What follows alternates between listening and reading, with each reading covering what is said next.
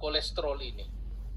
Dan pada malam hari ini saya akan membawakan tentang kolesterol untuk kita semua. Kalau kita melihat slide ini, di sana dikatakan tsunami dari penyakit kardiovaskuler sedang mengancam Indonesia. Jadi Indonesia sedang menjadi target daripada penyakit kardiovaskuler. Jadi bukan target biasa, tetapi target yang datang bagaikan tsunami yang sangat luar biasa. Apakah yang dimaksud dengan penyakit kardiovaskuler atau penyakit sistem kardiovaskuler?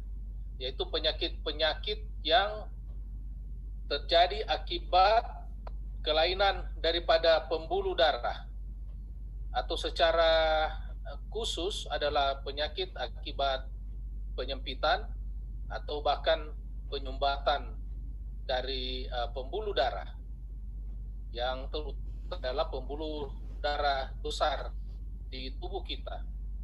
Itu penyakit-penyakit yang termasuk dalam penyakit kardiovaskuler itu adalah penyakit jantung koroner, penyakit tekanan darah tinggi, stroke, penyakit penyempitan atau penyumbatan pembuluh darah yang bisa terjadi di kaki. Faktor resiko dari penyakit kardiovaskuler ini adalah yang pertama hipertensi, yang kedua kolesterol tinggi, ketiga diabetes, kemudian obesitas, kemudian diet tinggi garam, perokok, alkoholik, dan kurang bergerak. Kalau yang empat di atas ini adalah penyakit, yang 4 di bawah ini adalah tentang hidup atau gaya hidup kita. Dan pada malam hari ini saya diberikan tugas untuk membawakan tentang kolesterol. Kita sedikit melihat bagaimana keadaan Indonesia tentang penyakit akibat kolesterol atau nanti yang dikenal dengan dislipidemi. Menurut riset kesehatan dasar pada tahun 2013, bagi penduduk yang usia di atas 15 tahun, mereka dapatkan bahwa orang-orang dengan kadar kolesterol total yang abnormal dengan nilai 200 sampai 239 mg itu sebesar 35,9%. Dan orang dengan kadar kolesterol HDL yang rendah itu 22,9%. Kadar kolesterol LDL yang tidak normal itu dengan kategori hampir tinggi, jadi kalau berada pada ambang batasnya yaitu sebesar 60,3%.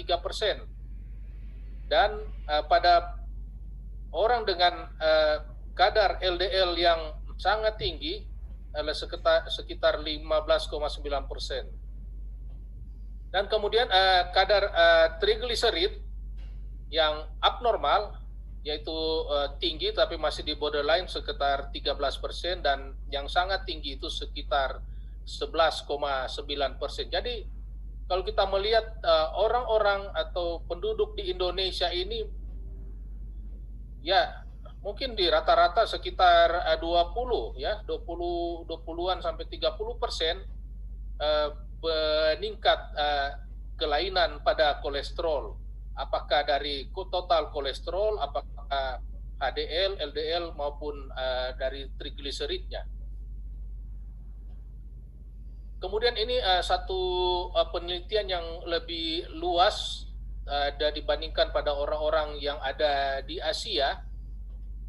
Ini sebenarnya adalah penelitian tentang terapi kolesterol, dan mereka menemukan di Indonesia ini adalah ranking kedua dari orang-orang yang sudah menderita penyakit kolesterol dan kemudian tidak melakukan pengobatan dengan benar.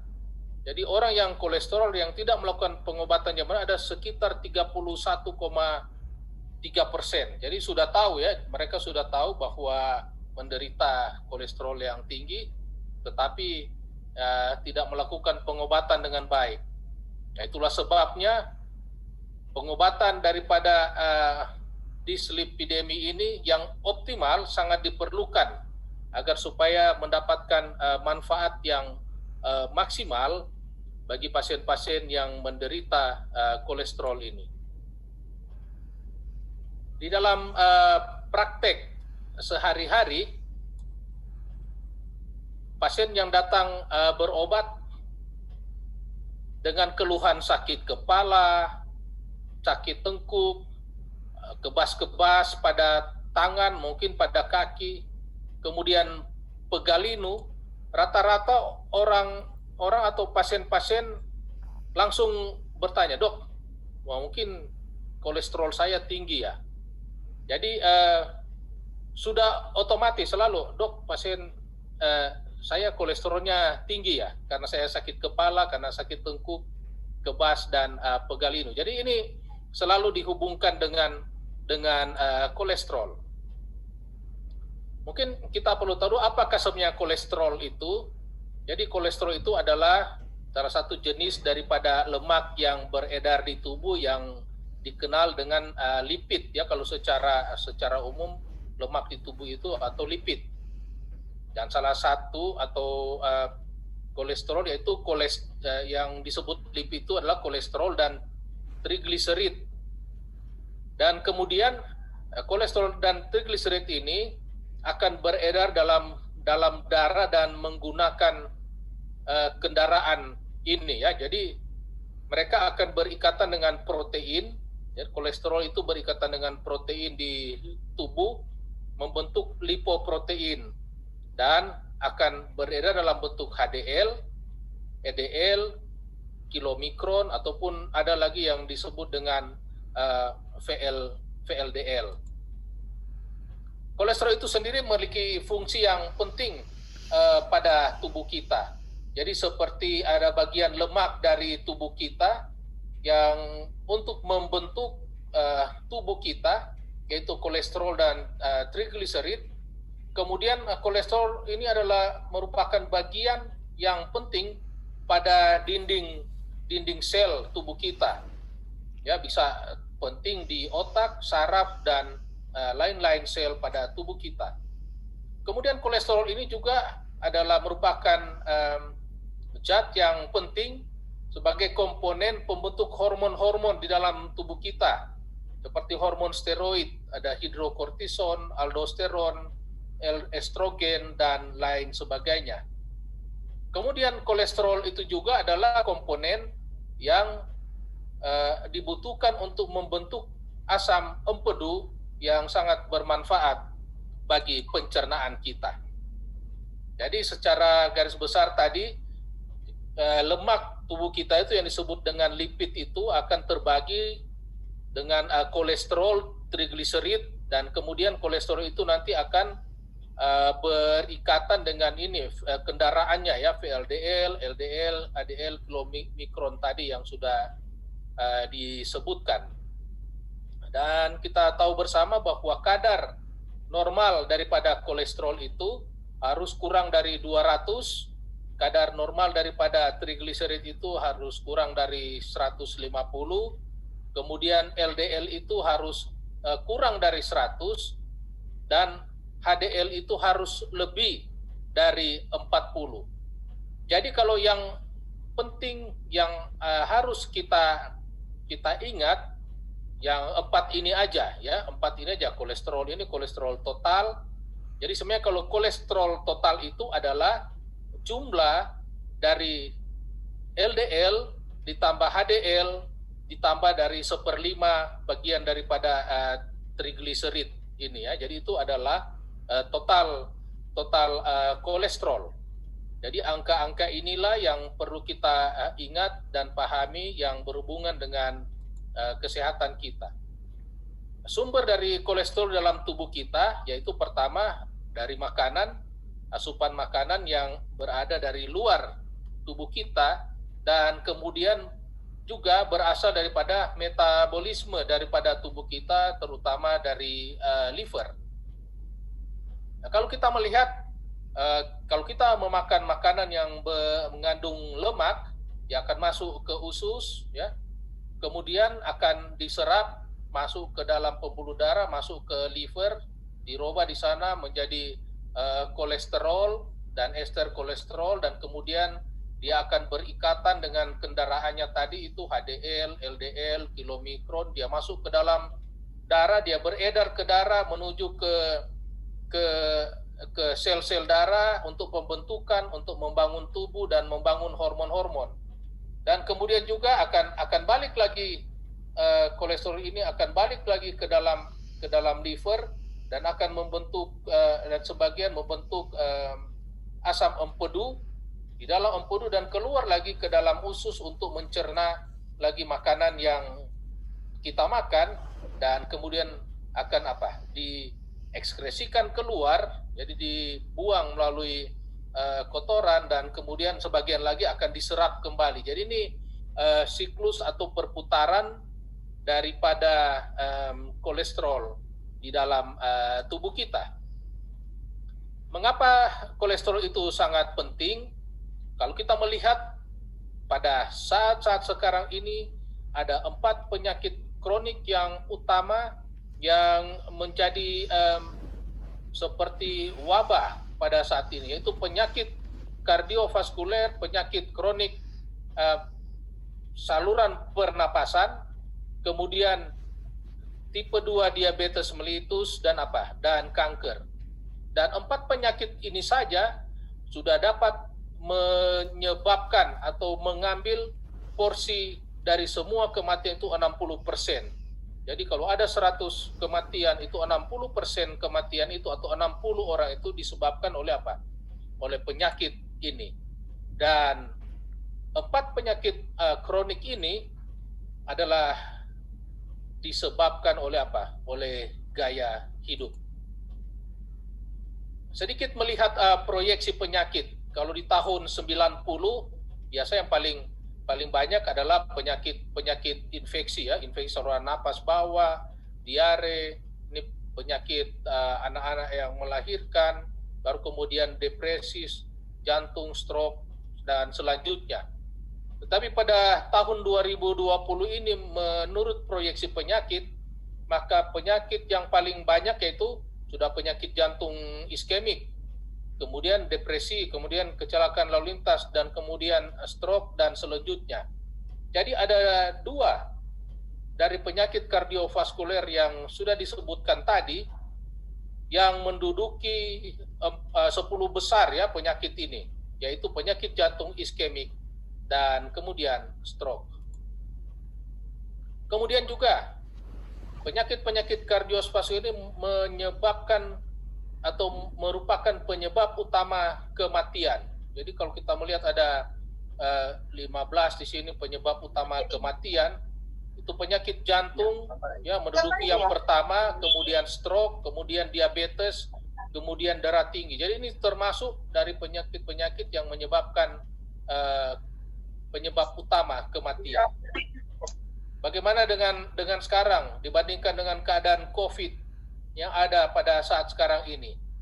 Mereka coba menaruh COVID, penyebab kematian akibat COVID-19 pada saat ini ditaruh ke penyebab kematian pada tahun 2018, ya, 2014 sampai 2018, dan mereka menemukan COVID ini cuma ranking ketiga.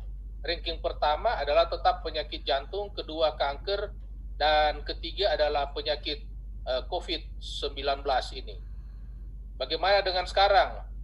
Bulan September, ini per bulan September, menurut laporan dari Digital Health Reporter Oktober 2020. Kalau kita melihat, ini COVID di mana nih? COVID masih di ranking ke-19. Ya, ranking pertama itu demensia, Alzheimer. Kemudian ranking kedua adalah penyakit jantung, kemudian kanker paru, kemudian stroke, kemudian penyakit pernapasan, ya, kemudian kanker, dan seterusnya. Jadi inilah penyakit ya. Jadi COVID kalau kita dengar-dengar mengerikan, banyak kematian, tapi ternyata dibandingkan dengan penyakit-penyakit yang ada, COVID ini penyebab kematiannya hanya ya cuma ranking 19, jauh lah dibandingkan dengan penyakit jantung. Jadi tidak perlu takut dengan COVID, yang penting kita melaksanakan protokol kesehatan yang selalu dianjurkan bagi kita. Kolesterol pada dasarnya tadi selain dia sebagai bahan yang penting dalam tubuh kita, kolesterol ini juga ternyata menyebabkan menyebabkan endapan-endapan di dalam pembuluh darah, yang kalau dia dalam jumlah yang tinggi maka akan menyebabkan plak ya di dalam pembuluh darah, terjadi pengerasan. Kalau kita melihat itu terjadi pengerasan ya, seperti ini, terjadi plak di sini, penebalan daripada dinding pembuluh darah yang pada akhirnya akan menyebabkan penyempitan atau bahkan penyumbatan. Jadi bisa penyempitan, bisa juga terjadi penyumbatan seperti ini ya. Jadi kalau sudah penyumbatan, ada plak ini yang lepas, dia mengalir ke sini misalnya, dan kemudian terjadi terjadi sumbatan di situ yang menyebabkan terjadinya penyakit. Menurut penelitian yang sangat terkenal yaitu Framingham Study, ternyata kolesterol ini sangat berhubungan dengan risiko penyakit jantung. Jadi penyakit-penyakit kardiovaskuler memiliki hubungan yang berbanding lurus dengan peningkatan serum kolesterol. Jadi kalau kita melihat di garis di bawah ini adalah kadar kolesterolnya. Jadi semakin meningkat kadar kolesterolnya dari 204, kemudian 205 sampai 230 dan selanjutnya 260 ke atas, maka angka kejadian penyakit koroner ya, penyakit jantung koroner itu akan semakin meningkat juga. Ya, kalau kita melihat dia meningkat dengan dengan tajam. Jadi semakin tinggi semakin tajam peningkatan penyakit jantung kolesterol. Jadi sekarang tadi kolesterol total, sekarang dengan LDL. Kalau kita melihat ini agak kredit sedikit, ini adalah penelitian terkenal yang dilakukan di dunia ini sehubungan dengan dengan kolesterol. Dan mereka juga menemukan bahwa semakin meningkatnya kadar kolesterol LDL ya tadi ya, kalau kita melihat LDL tadi dia harus 70 sampai 100 ya, dia punya kadarnya. Jadi kalau dia sudah 90 saja dan dia mulai naik di sini ke kadar ini, maka angka kejadian juga penyakit jantung itu akan semakin meningkat. Kalau dibandingkan dengan yang merah ini ya, yang biru, yang merah. Jadi kalau ini mereka melakukan pencegahan primer. Jadi kalau mereka melihat sudah kadar LDL-nya tinggi, sudah dilakukan pencegahan primer, artinya mereka melakukan terapi kepada pasien ini dengan obat-obatan. Dan sedangkan ini adalah angka kejadian terjadinya penyakit kardiovaskuler. Jadi untuk mencegah supaya tidak terjadi, maka dilakukan prevensi sekunder. Jadi berapapun kadar kolesterolnya harus tetap harus tetap diterapi. Dan kalau kita melihat dia punya hubungan peningkatan dan dengan angka kejadian itu sangat sangat berhubungan erat. Dan ini juga di dalam Framingham Study-nya itu sendiri, jadi setiap penurunan 1% dari kadar LDR, dia juga akan mengurangi 1% dari penyakit atau risiko penyakit jantung koroner. Kemudian ini HDL ya. Peningkatan 1% dari HDL itu akan mengurangi juga risiko penyakit jantung sebesar 3%. Jadi memang HDL itu adalah disebut sebagai kolesterol yang baik, sedangkan LDL itu disebut dengan kolesterol yang jahat. Kemudian kalau kita melihat kadar kolesterol itu dapat tinggi yang disebut dengan hiperkolesterolemia atau disebut dengan dislipidemi, atau terlalu apa? Atau rendah yang disebut dengan hipolipidemi. Penyebab daripada kolesterol yang tinggi ialah usia, kemudian genetik, keturunan, kemudian obat-obatan, kemudian ini lifestyle, di mana dia tinggi lemak, kemudian kurang berolahraga, kemudian orang yang gemuk, perokok, dan penyakit diabetes. Jadi orang-orang yang dengan tanda seperti inilah yang bisa terjadi kadar kolesterol tinggi di dalam tubuh mereka. Sekarang apa gejala kolesterol? Seperti yang disebutkan tadi, apakah sakit kepala, apakah sakit leher, apakah pegal-pegal? Ternyata gejala kolesterol tinggi itu tidak ada gejala, ya, tidak ada gejala sama sekali. Tetapi orang dapat mengalami seperti ini, ya. Jadi sebenarnya akibat daripada kolesterol tinggi ini, jadi dia mengalami nyeri dada angina, jadi seperti sakit jantung, oleh karena terjadi penyempitan daripada pembuluh darah di jantung. Kemudian serangan jantung, kalau serangan jantung sudah terjadi penyumbatan daripada pembuluh darah jantung. Kalau stroke sudah terjadi penyumbatan di pembuluh darah di otak. Kemudian penyakit arteri perifer, jadi bisa dari penyempitan, mulai kram-kram kakinya, mulai pegal-pegal kakinya, sampai dengan penyumbatan. Bukan lagi kram-kram, udah langsung langsung jadi hitam kakinya, oleh karena terjadi penyumbatan.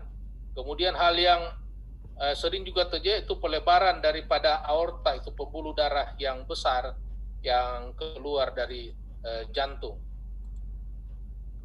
Sebenarnya kolesterol ini itu sangat berbahaya karena apabila sudah terjadi komplikasi. Kolesterol yang tinggi ini akan menyebabkan